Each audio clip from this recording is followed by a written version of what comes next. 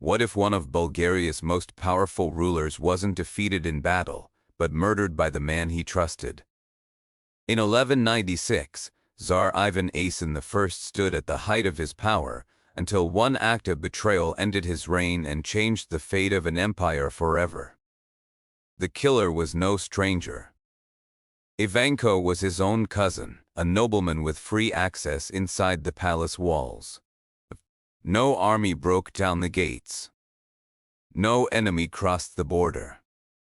The danger came from someone who sat at the same table, someone Ivan Asen I never once suspected. It happened in Tarnovo, the capital he built with his brother.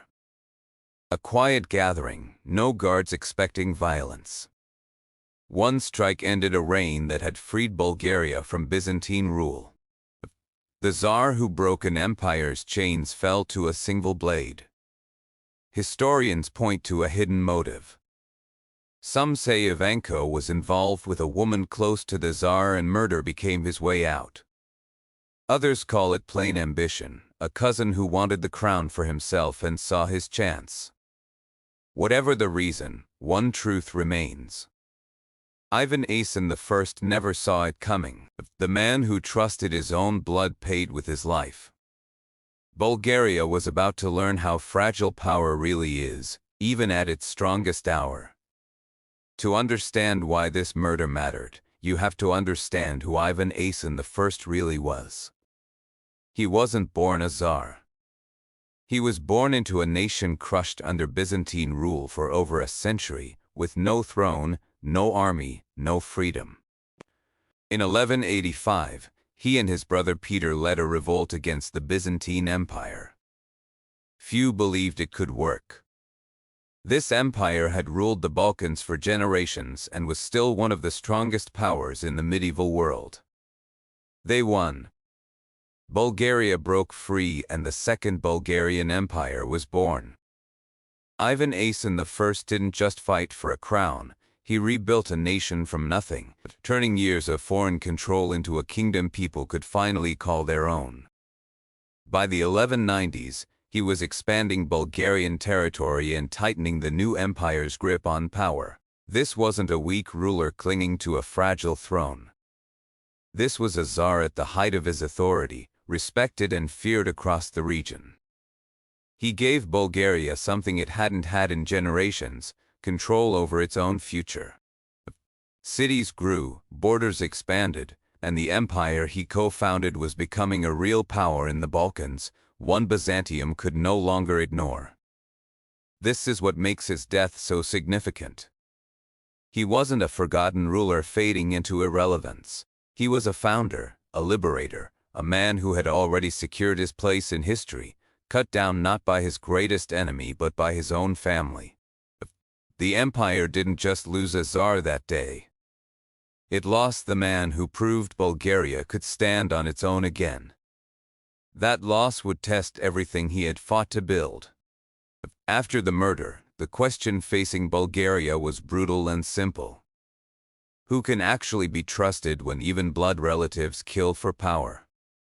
Ivanko had been close enough to strike without warning. No one felt safe anymore. Ivanko tried to seize the throne right after the killing. He expected the nobility to accept him as the new ruler, treating the murder as simply how power changed hands in that era. He was wrong.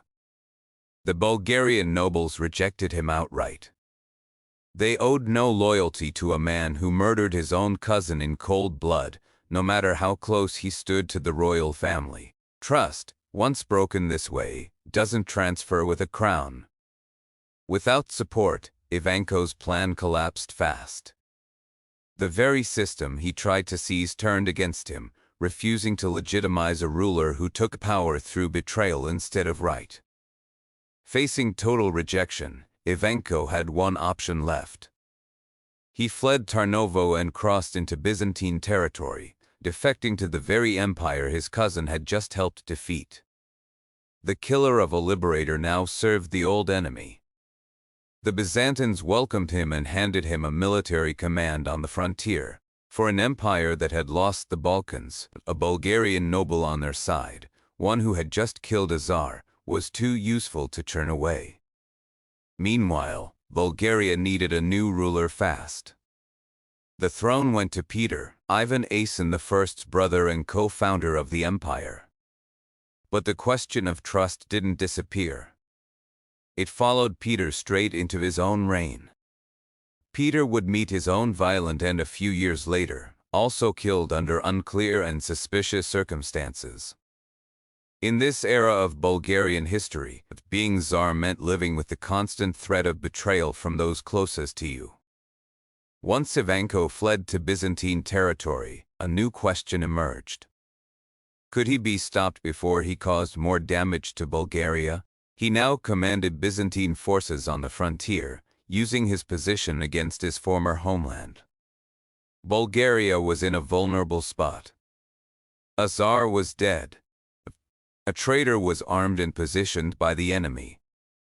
And the new ruler, Peter, had to consolidate power fast while dealing with a threat created by his own brother's killer. There's no record of a dramatic manhunt or rescue mission. This wasn't the kind of story where soldiers race in to save the day. The damage was already done the moment Ivan Asen I fell. What remained was managing the fallout. Peter's priority became stabilizing the empire his brother built. Assassinations of a sitting Tsar were rare in Bulgarian history, but the fear it could happen again shaped decisions at every level of the court. Ivanko's position on the Byzantine frontier meant Bulgaria now faced a former insider, one who understood their military strategies, their weaknesses, and their political structure from the inside. This is the real danger of internal betrayal. It's not just the murder itself. It's what the traitor carries with him afterward: knowledge, access, and now an enemy army willing to use it against his former home. There's no clear historical record proving Bulgaria ever stopped Ivanko in a direct confrontation. He faded from prominence serving Byzantium, his fate far less documented than the Tsar he killed.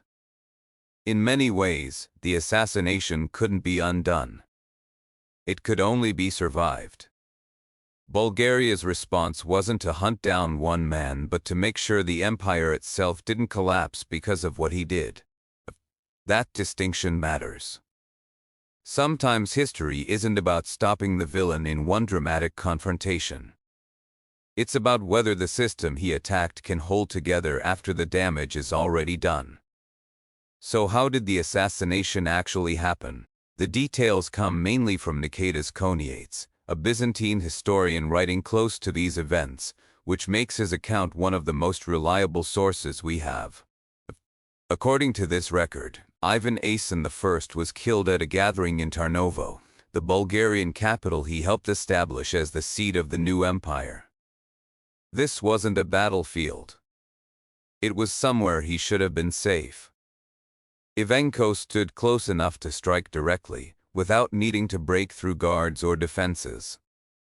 That closeness is exactly what made the murder possible.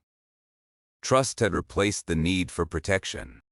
There was no long conspiracy involving dozens of plotters uncovered afterward. This appears to have been a personal act, driven by Ivanko's own motives rather than a wide political coup planned by multiple nobles. The suddenness is part of what makes this story so unsettling.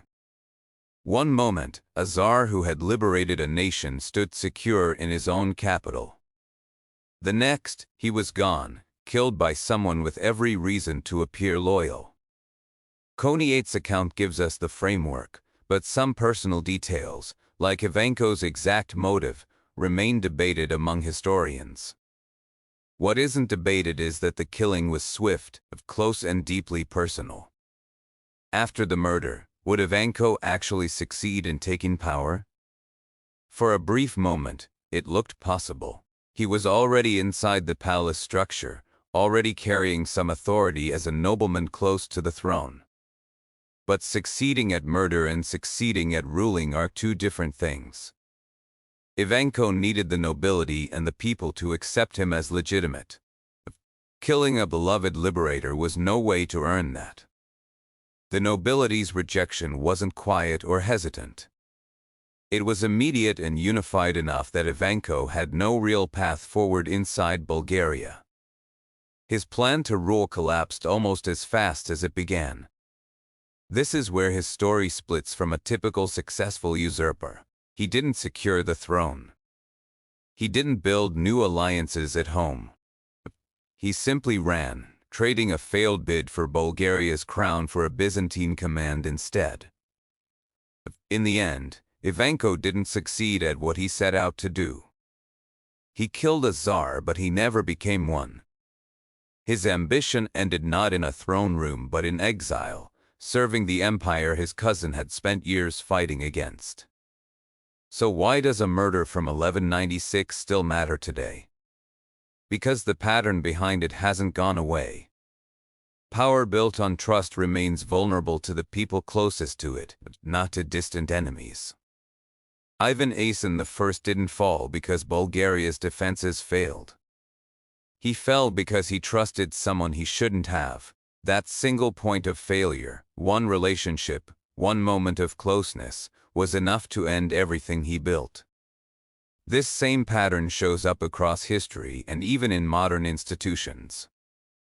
The threat rarely comes from outside where you're watching. It comes from inside, where your guard is already down.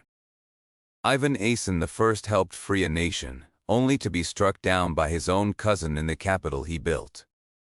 His death didn't come from a rival army. It came from someone who was supposed to be family, someone he never suspected. Ivan Asen I's story ends with betrayal from the one relative who stood closest to him. The next ruler on this channel trusted an ally on the battlefield, and that trust ended his reign too. If conspiracy and betrayal draw you in, subscribe now, because history keeps repeating this same pattern, and the crown never protects you from the people beside it.